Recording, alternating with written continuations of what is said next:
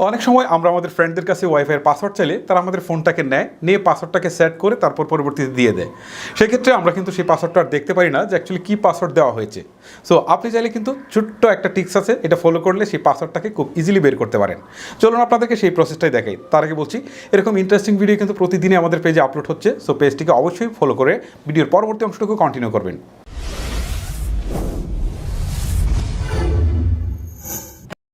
এই জন্য প্রথমে আপনাকে চলে যেতে হবে আপনার স্মার্টফোনের সেটিংসে। ওকে, আমি চলে যাচ্ছি সেটিংসে আসার পর এখান থেকে কানেকশন নামে যে অপশনটা রয়েছে এটাতে ক্লিক করলাম।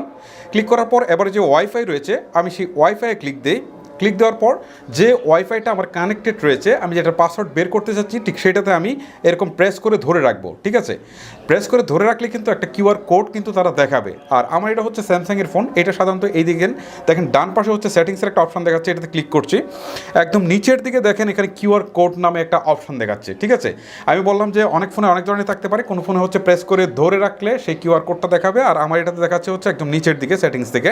আমি এটাতে ক্লিক করছি, এবার কিন্তু কিউআর কোডটা দেখাচ্ছে। জাস্ট এখন আমি এটাকে একটা স্ক্রিনশট নিব।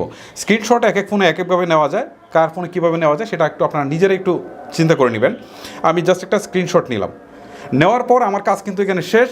এখন আমি চলে যাব আমার গ্যালারিতে। ওকে, আমি এখান থেকে চলে আসলাম, এখন আমি গ্যালারিতে প্রবেশ করছি। দেখেন আমার কিন্তু সেই ইমেজটা তারা দেখাচ্ছে।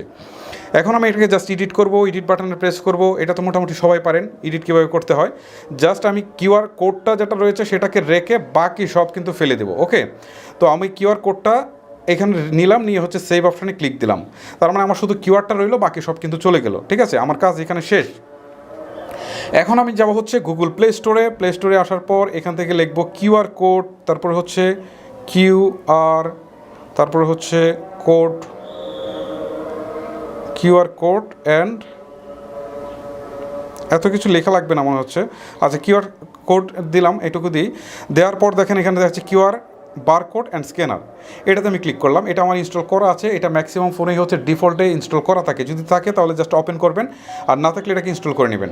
নেওয়ার পর এখন আপনার সামনে এরকম একটা উইন্ডো ওপেন হবে। এখন আপনি যে কাজটা করবেন সেটা হচ্ছে এই যে দেখেন ইমেজের যে একটা আইকন দেখাচ্ছে সেটাতে আপনি ক্লিক করবেন। ক্লিক করার পর আবার আপনি গ্যালারিতে যাবেন। গ্যালারি থেকে হচ্ছে আপনি যে ইমেজটাকে সেভ করেছেন, জাস্ট যে বারকোডটা সেটাকে এখান থেকে নিয়ে আসবেন।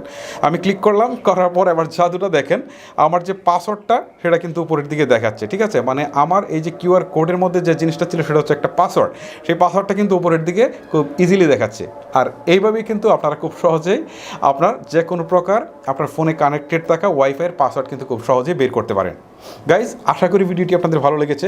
যদি আপনার কাছে ভিডিওটি ভালো লেগে থাকে এবং হেল্পফুল মনে হয় তাহলে অবশ্যই আপনাকে রিকোয়েস্ট করবো এই ভিডিওটি আপনি ফেসবুকের টাইমলাইনে শেয়ার করে দেবেন। এতে হয়তো বা আপনার ফ্রেন্ড লিস্টে থাকা অনেকেরই হয়তো বা উপকার হবে। আজকের মতো আমি হিমেল আপনাদের কাছ থেকে এখানে বিদায় নিচ্ছি। দেখা হচ্ছে পরবর্তী কোনো ভিডিওতে।